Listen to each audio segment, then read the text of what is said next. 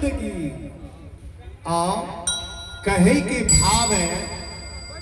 रानी इंद्रमती कहलखिन जे गुरु के चरण गोहराय कि ई नहीं कहलखिन जहाँ बोर का गाछ का गोहराया बा तुलसी का गाछ का केला का गाछ वो पैर ढारब कहलखिन नहीं कहलखिन गुरु के चरण गोहरायब। कारण संसार में संपूर्ण ब्रह्मांड में अगर तीर्थ का धाम है तो कहां है? तो हमारे पूज्य सदगुरु की चरण कमल में है। सदगुरु की चरण कमल में है। यदि हम सदगुरु की चरणों में लग जाते हैं तो सब धाम प्राप्त हो जाता है। काशी प्रयाग मथुरा वन कहीं जाने की आवश्यकता नहीं है। अभी हमारे प्रवचन कर रहे थे हरि गोसाई कहे जो सत्यनसुईया कहाँ गई थी भक्ति करने के लिए। सही बात है, सत्यनसुईया कहाँ भक्ति करने के लिए गई थी? नर्मदा कहाँ गई थी? सावित्री कहाँ गई थी? सब अपने अपने पति के भक्ति के बल से ही सत्यनसुईया ने भी ब्रह्मा विष्णु महेश को 6 महीने को बालक बना लिए और अपने गोद में खिलाए, पल्लों पर झुलाए। वो कौन सा मंदिर में गई थी सत्यनसुईया? कहां गई थी? कौन पेड़ के नीचे पानी ढारने के लिए? लेकिन हम लोगों को दुविधा लगी हुई है। एक भजन की भाव में है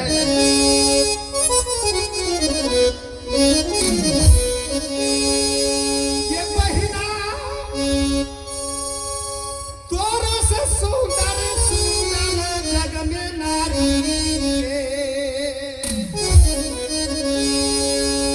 ये बहिना तोरा से सुंदर सुंदर जग में नारी गे, महिमा छालय भारी गे।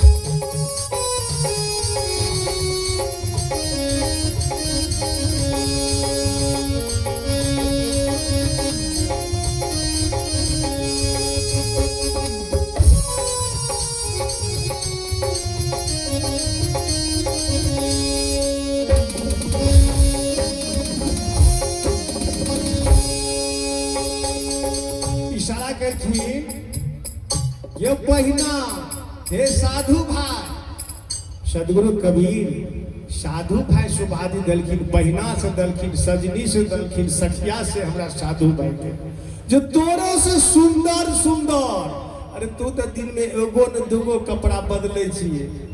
अरे तोरो से महान महान सुंदर छे, सबका हम देखलिए ये। बिना भक्ति के केकरो कल्याण नहीं छे। कोना तो छलै सत्यनसुईया के नारी जिनका महिमा छलै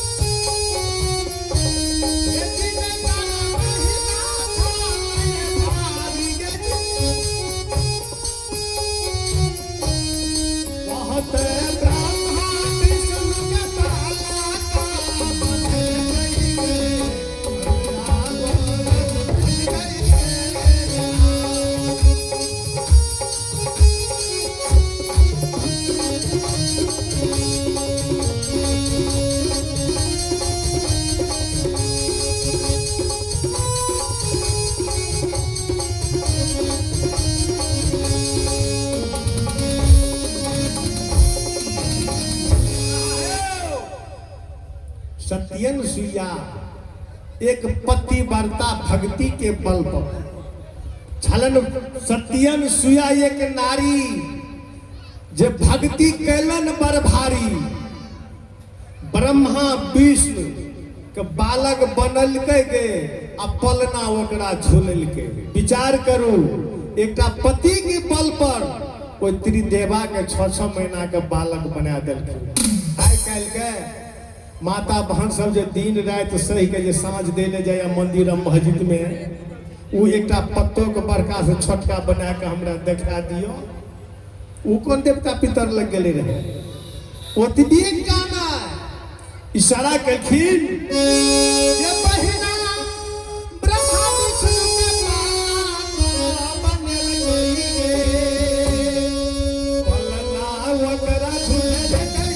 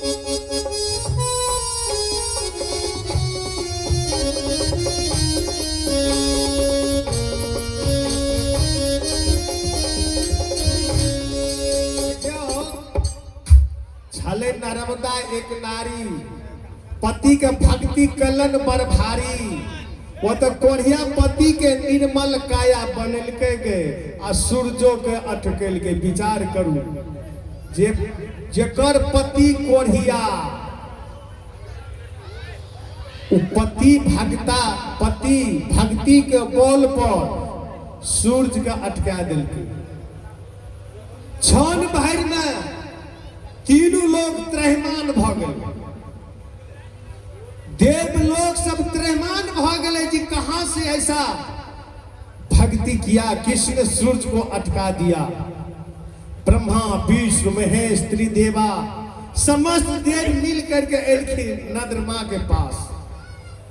जब आप अपने लीला को समझ लें, लेकिन इनको तो श्राप दिए हुए था कौन? मांडव ऋषि।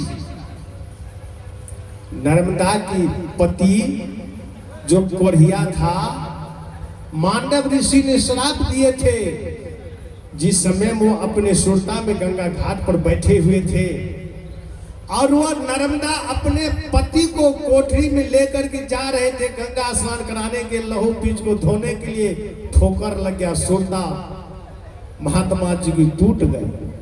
महात्मा जी ने श्राप दिया तो हमारे सुरता को भंग किया, मैं तुम्हें श्राप देता हूं, सूरज उदय से पहले तुम्हारा पति ये नकल छोड़। नर्मदा कही नहीं प्रभु, भूल होगी हमसे, मैं नहीं देख पाई, क्षमा करो। हमारे पति कोढ़िया काया है, लहू पीत होता है, मैंने इसको अपने आंचल से साफ करने के लिए दिन प्रतिदिन जाती हूँ। क्षमा करो प्रभु।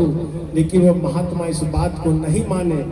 बिरथा रोही है देव ऋषिवाणी कि जो मैंने कह दिया लौट कर गाने वाला नहीं है। वो अपने पति को टोकरी में लेकर के खड़ी रह गई और वह भी अपने आप में संकल्प लिए, यदि मैं सही में अपने पति का तन मन धर्म से सेवा कर रखी हूं तो मैं भी दाबी के साथ कहती हूं जो मैं सूरज को उदय ही नहीं होने दूंगी और हमारे पति का मृत्यु नहीं होगी। प्रेम से बाजी सतगुरुदेव स्वामी की साहेब बंदगी। विचार कीजिए, संसार में ऐसे पति का, ऐसे पत्नी की धन्यवाद है जिन्होंने अपने पति को लहू पीज बहते हुए टोकरी पर लेकर के खड़ी है, लेकिन तनिक भी उसकी मन में हिचकिचाहट नहीं हो रही है जो हमारे पति का नाक बला लहू पीज हमारे देह पर टोकरी में से गिर रही है। वह एक प्रभु परमात्मा पर सुरता रखी हुई है कि प्रभु यदि सूर्य उदय हो गया तो हमारे ये पति नकल छोड़ देंगे, प्रभु हमारा कैसे भक्ति मिलेगी। इतना संपर्क करते ही सूर्य अटक गए नहीं, त्राहिमाम मच गया सब देवलोक में। सब देवता सब आकर के नर्मदा का आगे हाथ जोड़ ली। जब आप अपने लीला को समझ में बोला नहीं ऐसा नहीं होगा, जब ये हम धरती पर रखती हूं हमारे पति को मृत्यु हो जाएगी। बोला मैं वचन देता हूं मृत्यु होगा लेकिन मैं भी वचन देता हूं जो तुम्हारे पति को मैं पुनः जिंदा कर दूंगा। लेकिन तीनों देवा के वचन को नहीं माने, कहां चले गए। तो उनकी गुरु कौन थी, तो अत्रि मुनि पत्नी सत्यम सिया उसके पास गई। जब आप अपने शिष्या को समझा ले नहीं तो तीनों लोग में हाहाकार मच जाएगा। तीनों लोग में अंधकार छाया हुआ है। तीनों देवता मिल करके गए कहा, सत्यम सिया के पास, और आकर के उनके हाथों को बंद के, हे नर्मदा मैं तुम्हें वचन देती हूं तुम अपने पति को इस टोकरी को नीचा रखो। यदि तुम्हारे पति मृत्यु हो गए तो मैं वचन देता हूं तुम्हारे पति को मैं जिंदा करूंगी। नर्मदा कहे जो गुरु के वचन करा टारबो आप प्रण जाय छे। हमार सरकार जहन गुरु के हैं आते छे तो साहे आप हमारे पति मरे आ की रहे। नर्मदा कलखिन अपना पति को उतार के रख देलखिन गंगा घाट पर के। और लीला केहन होय छन,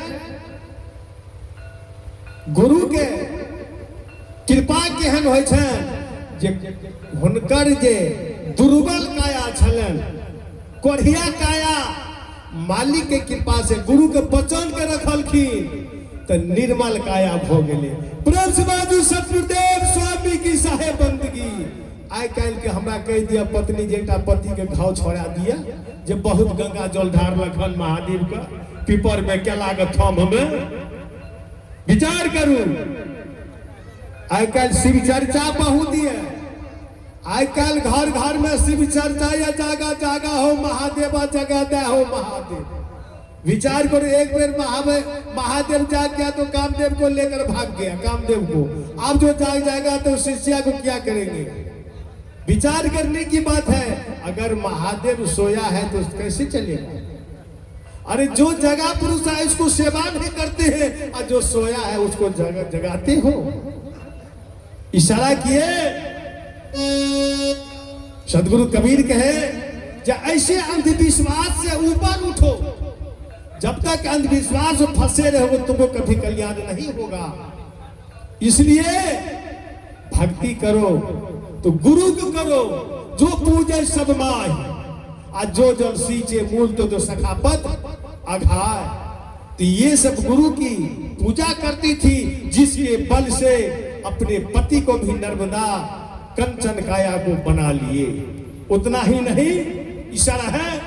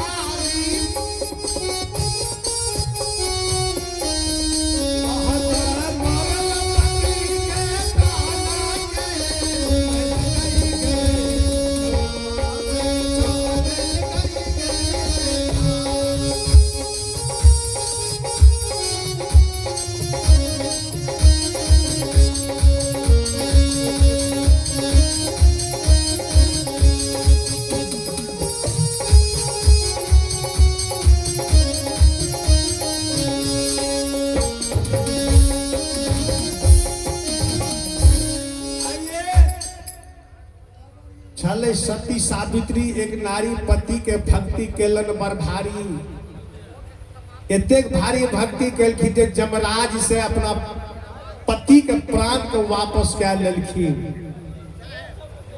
सदगुरु कबीर कहलखिन कम से कम इस सभी तो विचार करो, ये संसारी में जो लगे हुए हो कल्याण नहीं होगा जब तक सच्चे सदगुरु के चरण कमल में नहीं जाएंगे, सदगुरु को वचन को नहीं पालन करेंगे, तब तक कल्याण नहीं होगा। सदगुरु की खास वाणी में लिखलखिन जोगा के रखी है, जोगा के रखबे तखने हमरा अहाँ के कल्याण हेते। गुरु के शपथ टकसा रहे जोगिनिया जोगा के रखी।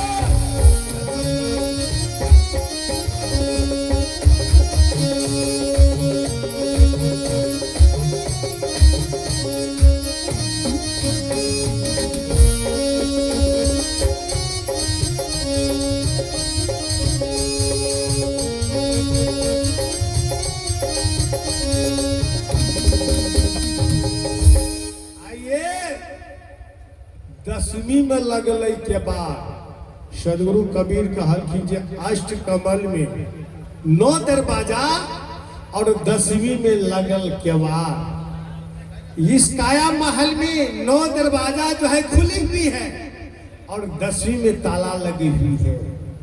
यह 9 दरवाजा जो है ये कौन है? 2 आंख, 2 कान, 2 नाक और 1 है मुख, 7 और 2 दरवाजा माल और मूत्र जो है, यह मिला करके 9 दरवाजा है। यह 9 दरवाजा खुली हुई है और 10वीं में ताला लगी हुई है। इस 10वीं गेट का ताला कौन लखाते हैं? हमारे पूज्य सदगुरु लखाते हैं, जो उस नाम रूपी चाबी से इस 10वां द्वार को खोलते हैं, जो उस चाबी को खोल करके 10वें द्वार प्रवेश करके उस ब्रह्मांड के ऊपर खींचते हैं।